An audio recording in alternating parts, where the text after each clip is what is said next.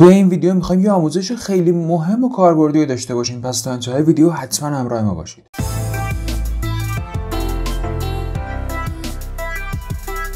به نام خدا، سلام. با یه ویدیوی دیگه و یه آموزش دیگه از مجموعه تریبی در خدمتتونیم. این ویدیو خیلی کوتاهه. من چند وقت پیش یه ویدیو آموزشی گذاشتم توی تلگرام، کلاً 3-4 دقیقه بود و درباره سقف‌ها و کف‌ها و یه نکته تکمیلیش بود که خب چون ویدیوی جامعی براش نداشتیم، ما خیلی تمرین کرده بودیم تو تمرین تریدامون، دو سقف‌ها دو کف‌ها و اینکه چه جوری بگیریمشون که بهترن، به علاوه مثلا حالتش تو MTR، به علاوه موارد دیگه. آموزش یک جا براش داشتیم که بگم آقا این ویدیو، این اون ویدیوه، برو ببین که سوال کرد و تمرین، ولی خیلی براش داشتیم. به خاطر همین الان همون ویدیوی تلگرام رو براتون میندازم ادامه اینجا و خب اونایی که دیدن بزنن بره دیگه، نمیخوام ببینن. حالا 3-4 دقیقه هم از دوباره ببینید، اتفاق خاصی نمیفته، خوبه، یه یادآوری براتون میشه. توضیح اضافه ندم. لایک ویدیو فراموش نشه، همین الان ویدیو رو لایک کنید. متشکر. بریم ویدیو رو ببینید. سلام رفقا، وقتتون بخیر. نکته پست امروز اینستاگراممون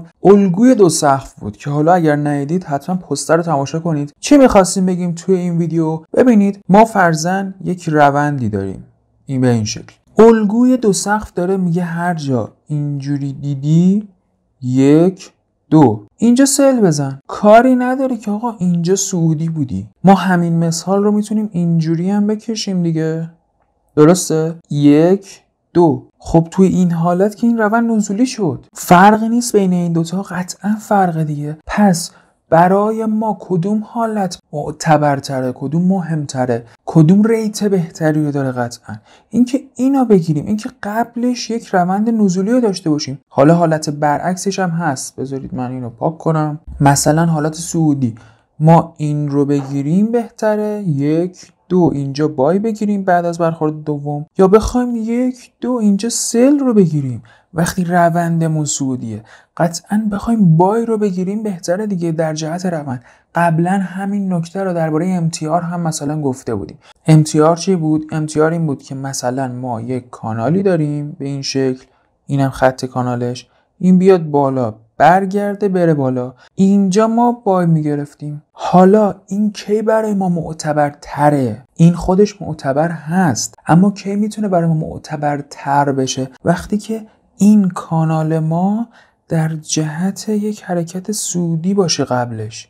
یعنی یک حرکت سعودی داریم، این کانال نزولی تشکیل شده، حالا بریک پول بک کرد، من اینجا باید رو بگیرم. این معتبر ترش میکنه. حالا بریم مثال ببینیم. مثلا این تیکه که هیچ، اینجا عملا ما تریدینگ رنج داشتیم. خب پس BLSH پایین بخر بالا بفروش، هیچی.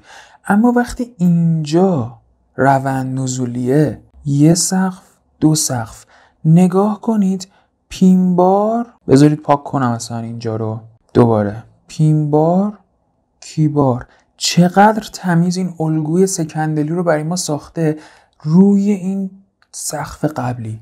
پس عملا دو سقف شد در جهت این روند نزولی و ببینید چه سودی میده، چه ریزشی داریم. ما اینجا وارد شدیم، استاپ این پشت گذاشتیم، چقدر ریختیم. تا اینجا نمیخواد بگیریم، تا اینجا بگیریم تیپی چند داده؟ تیپی 7 تا 8 داده. تا اینجا بگیریم تیپی 15 هم داده. منطقی اینه که یا اینجا 4 ببندیم، 4 و 5 ببندیم، یا اینجا 7 و 8 ببندیم. اصلا 2 ببند ولی در جهت تریدش بکن. یا یه مثال دیگه هم حالا آوردم براتون اینجا با هم دیگه ببینیم که این یکی خود ریزتره، این اسکلپ تره. بیام بالاتر اینجا. باز میخوایم توی این قسمت قبل از باز شدن آمریکا یه مثالی رو بزنیم.